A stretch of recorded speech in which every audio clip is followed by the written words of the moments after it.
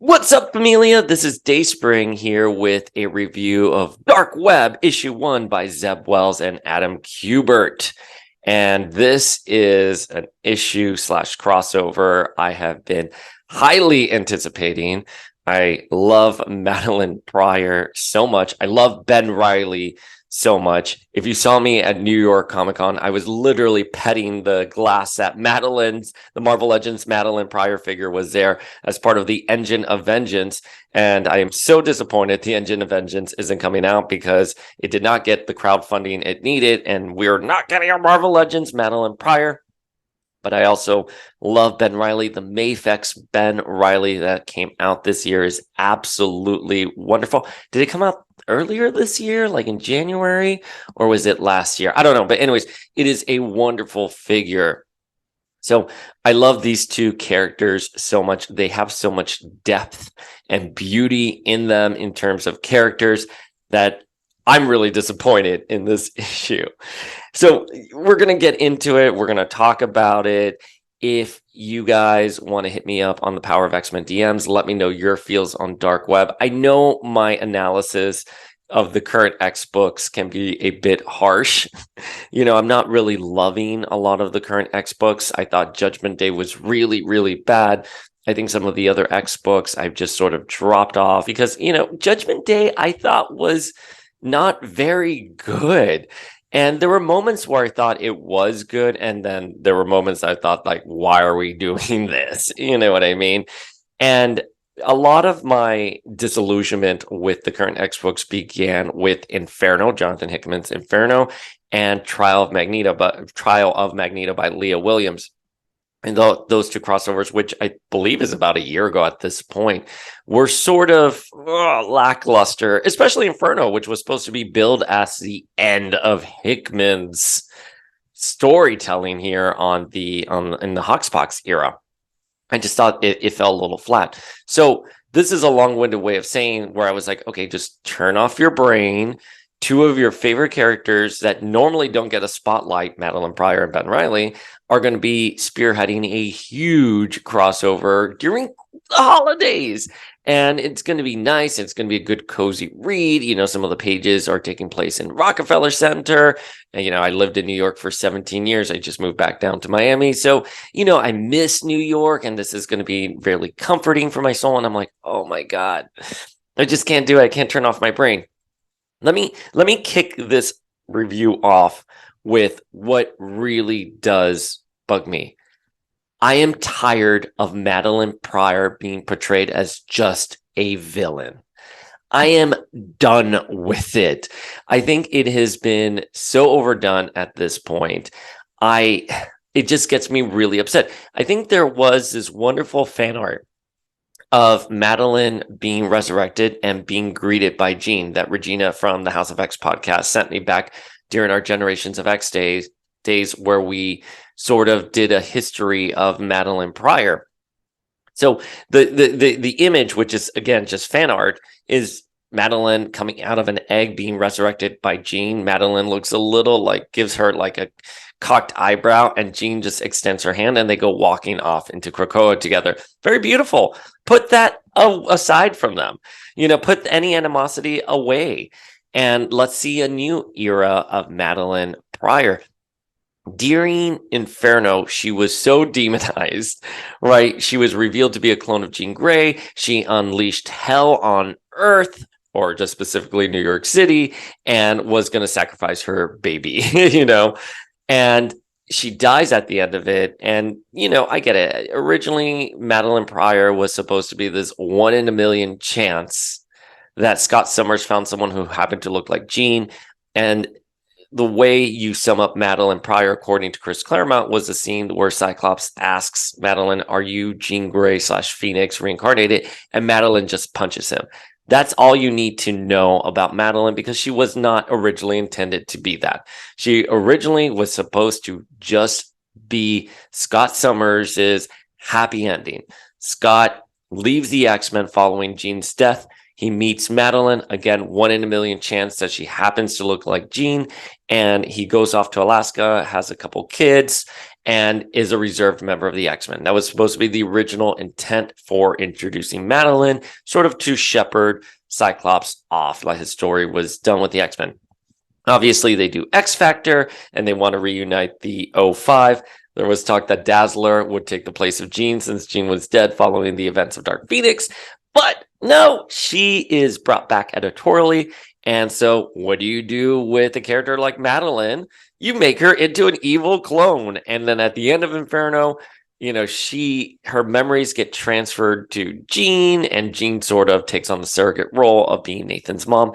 It's a very convoluted story. And when I was much younger, and we did not have the internet, kids. We did not have Wikipedia. All you had was this little trading card, and you sort of had to start piecing information together from some of the issues you've read, from the trading cards, from your friends at the comic book store, from anywhere you could, and sort of decipher these characters' history. So Madeline was one of those.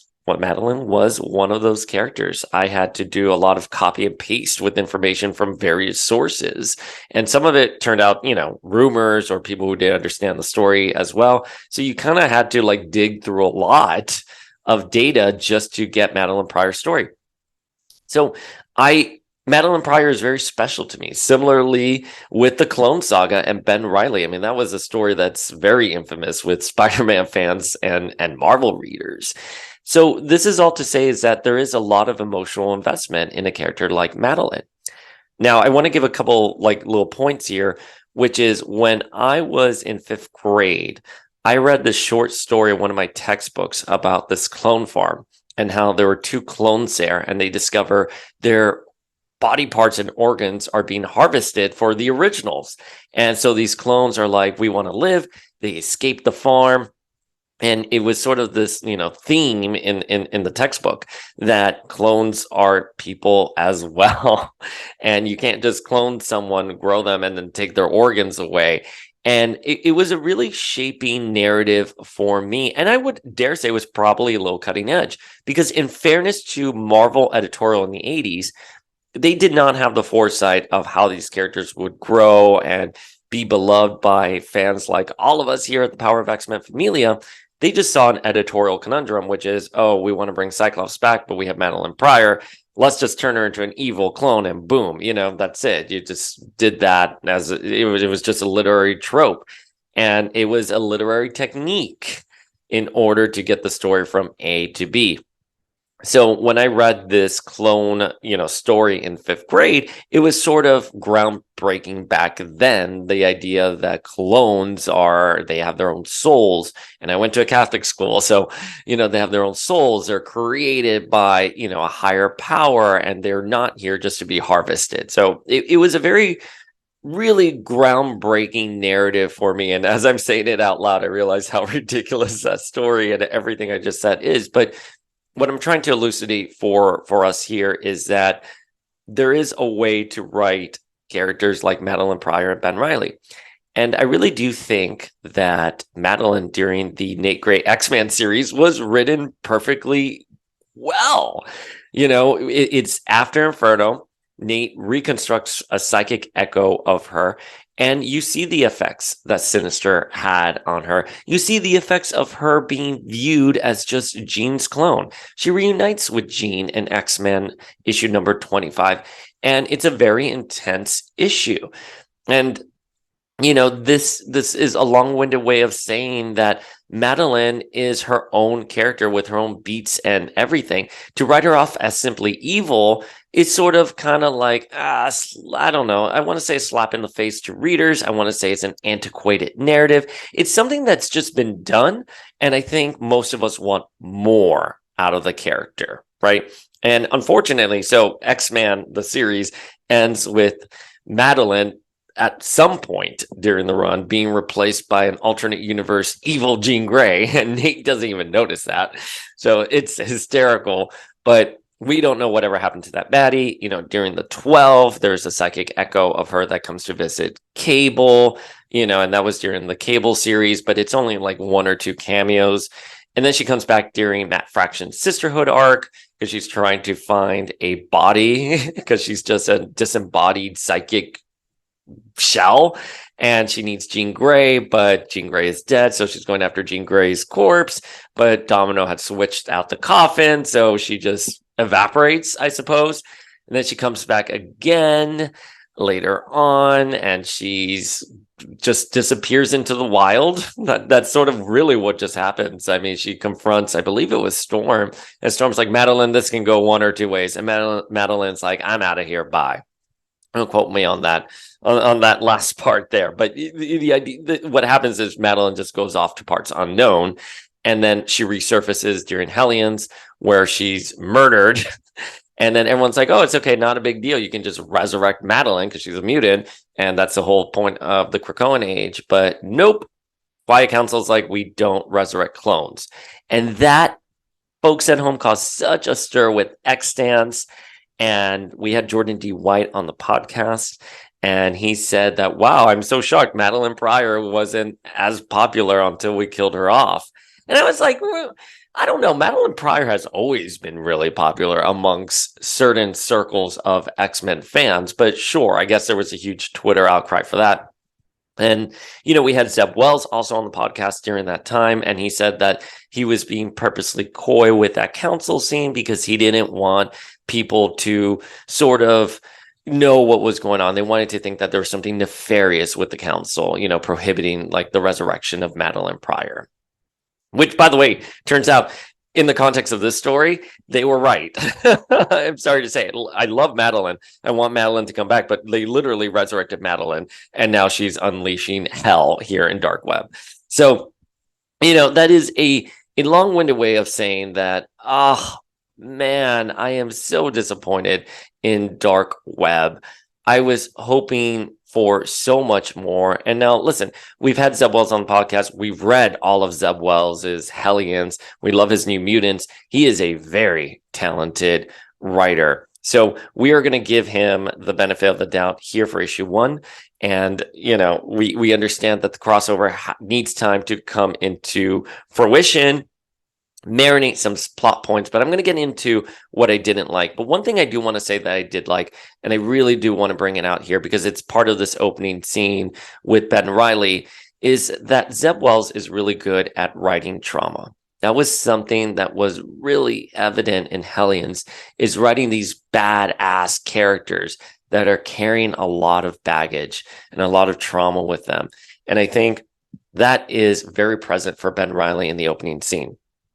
So let's get into the opening scene, which is New York City. Ben Reilly is walking around with, I guess that's supposed to be Hallows Eve. I'm forgetting, her name, but she was in the Beyond Corporation, and he runs into Peter Parker, and Peter Parker's like, give that back to me. That's not real. And literally snatches his hair from his head. And Peter is just laughing. He's with MJ, and they're both looking maniacal. And then he takes his lips, and then he takes his eyes and all his body parts, like his brain. And he's saying to Ben Reilly, you're nothing. You're not a real person. And it sort of, pans out, and it's all an illusion caused by Madeline. And she says, emotion has power here. Pain and regret are currency. I focus mine into the scythe of sorrows, a symbol of which I command the demons of limbo. And, Ben Reilly's like, if pain is energy, then I'm full of it. And then Madeline's like, let's get back to it, So it starts off like, just like that. You know what I mean? I do want to say that scene with Peter taking Ben's hair and all his like facial features and his brain is something that's a homage to Madeline during the 80s, where she thought she was just, a Jean dupe, and that's it, nothing more. So, there's a similar scene of all her features sort of been taken away from her. So, we get into it there, on December 13th, the real Peter Parker and Mary Jane are having a eulogy at the Coffee Bean for Harry Osborn's clone that died. I did miss this part of the story, so I'm not too sure what happened with Harry and his clone. We were covering Spider-Man Beyond over at Masters of Comic Books, but I haven't followed up with it since. But all you need to know is that Harry Osborn had a clone who died, and they're at the Coffee Bean, which I'm like, why are they at the Coffee Bean of all places in Manhattan? I feel like they would have gone somewhere else. I know they're talking about like, oh, he really liked to drink coffee and talk about how F1 was a legit sport. And like, listen, by the way, Familia, you know me, I absolutely love F1. So, I'm Team Harry here, but the point of the scene is that Peter and Mary Jane haven't been talking, and they sort of kind of come together because Mary Jane has 2 kids now. That is another plot point that, of course, I've heard of. It's been quite contentious among fans, but it hasn't really, entered the X-Men circle. I mean, Mary Jane was just hijacked for the Hellfire Gala by Moira, but I'm glad to see she's okay. They don't make any mention of that here, but so, back in Limbo, Maddie and Ben are seeing Eddie, and Eddie, Venom is saying things like, Madeline, you promised me you'll help me find my son. And she's like, yes, I will. And then she slams the door and she does something to Eddie that we don't quite see. So then we get to the Rockefeller Center, and the X-Men are there: Cyclops and Jean, Havoc, Firestar and Iceman, and Magic. And they don't seem to be having the best time here. Jean's kind of like, oh, I'm walking through a crowd that doesn't even want to be here. And what's more, they don't even know that they're part of the crowd, and they're cursing the crowd, and there's no, self-awareness here. And, Firestar has a really cool scene where she's like, and this was really cool, the way her powers work. She doesn't need to have a jacket. She's really warm. And she's like, come in here, Alex. I thought that was very cute. Magic goes up to a storefront and she sees some elves, and they say, text us Tenobarum. Text us Tenobarum. I'm sorry.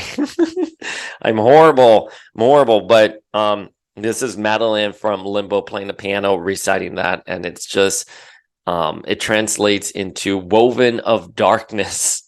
Woven of darkness. So, something like that. She's weaving darkness onto Earth, and she's saying this, and all the demons are reciting it.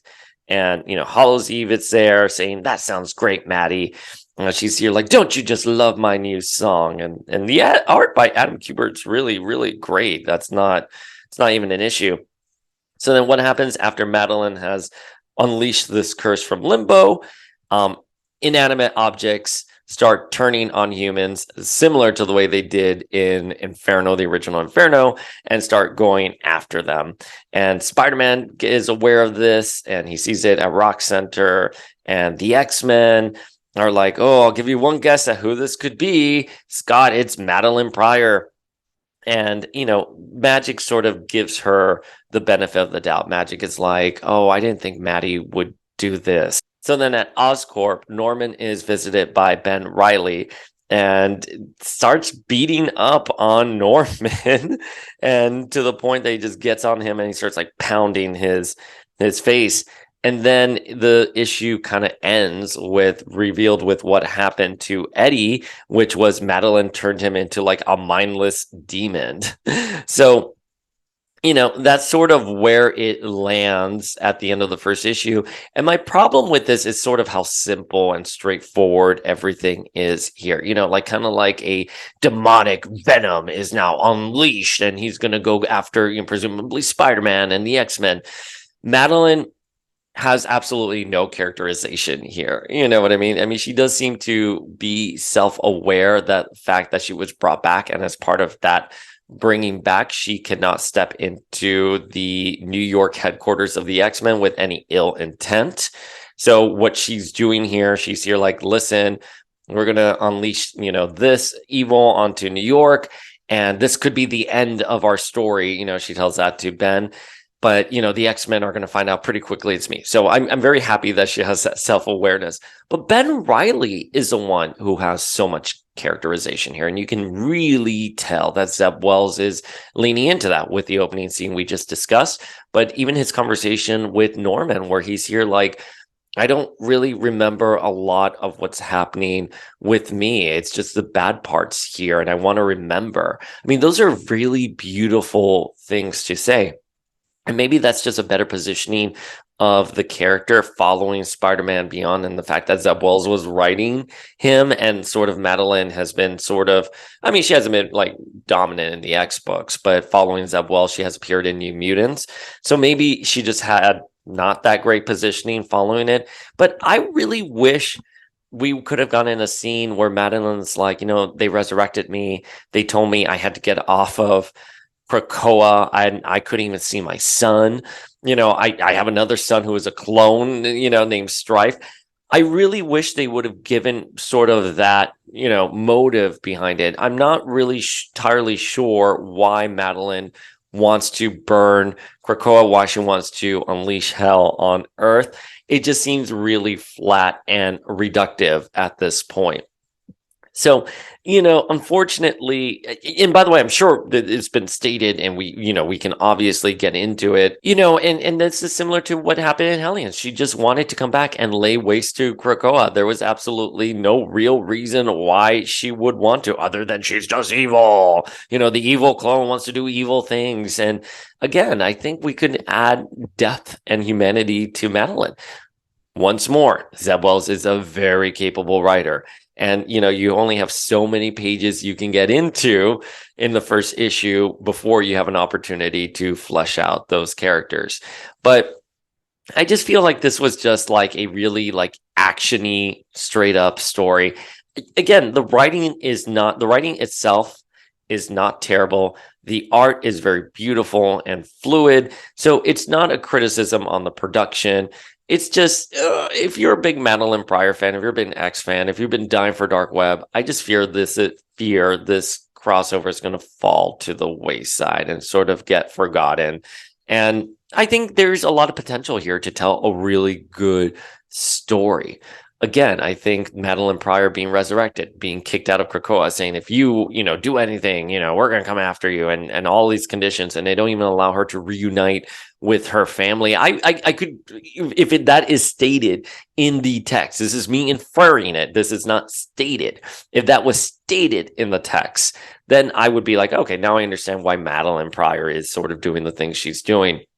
But it's not. She's just straight up evil here, and that's not even mentioned. The other thing I'm going to say is it's a straight up reenactment of Inferno, which I was not really expecting. I guess I don't know why I wasn't expecting that, given that this is a crossover taking place in New York. I guess I should have seen that coming, but I did not see that coming, much like Aaron Taylor Johnson in Age of Ultron. But, I don't think you need to read Inferno. But my worry is that we're just getting, in terms of characterization, a Madeline from Inferno to now, and that's it. Like the X-Men series in particular is sort of, forgotten about. Now, we know Jordan D. White has said in interviews that the Madeline Pryor that exists right now has all the memories of past Madeline, incarnations, including the one that was with Nate Gray. So hopefully that is, going to be addressed later on. And we did run into the assistant editor of Dark Web at New York Comic Con. And I did mention, hey, if you're doing Madeline, you got to talk about Nate and all, and her time there. And, we got a knowing look that we won't be disappointed. That's Zeb Wells. So with all of that said, it is Zeb Wells. I'm happy to give the benefit of the doubt, but this first issue is a little lackluster. It's not very good. And, I want to say Jean and Cyclops in this issue really disappointed me when they're like, I'll give you a guess of who it is. And Jean is like, well, I don't really sense Maddie anywhere here. I don't like the Jean versus Madeline perspective. I think if we're going to talk about really antiquated narratives about like evil clone tropes, the two girls fighting when Sinister is the one who literally traumatized both of them. He literally took Jean's genetic samples against her will and cloned another human being and traumatized that human being. Jean versus Madeline should not be a thing. It should be Jean and Madeline versus Sinister. You know what I mean? So the fact that we're not seeing much pathos from Jean in regards to Madeline gets me really upset. And during the Nate Gray issue, X-Men number 25, she says, I don't want to tell Scott. It's going to disturb him if he finds out that Madeline's back and he's already put her to rest. She's my responsibility. I'll go take care of it. And then, they have the scene where Jean's like, oh my God, it's you, Madeline. And Maddie is like, oh, let me guess. You're worried that I'm going to take Cyclops from you. Don't worry, sister. Been there, done that, and his little brother too.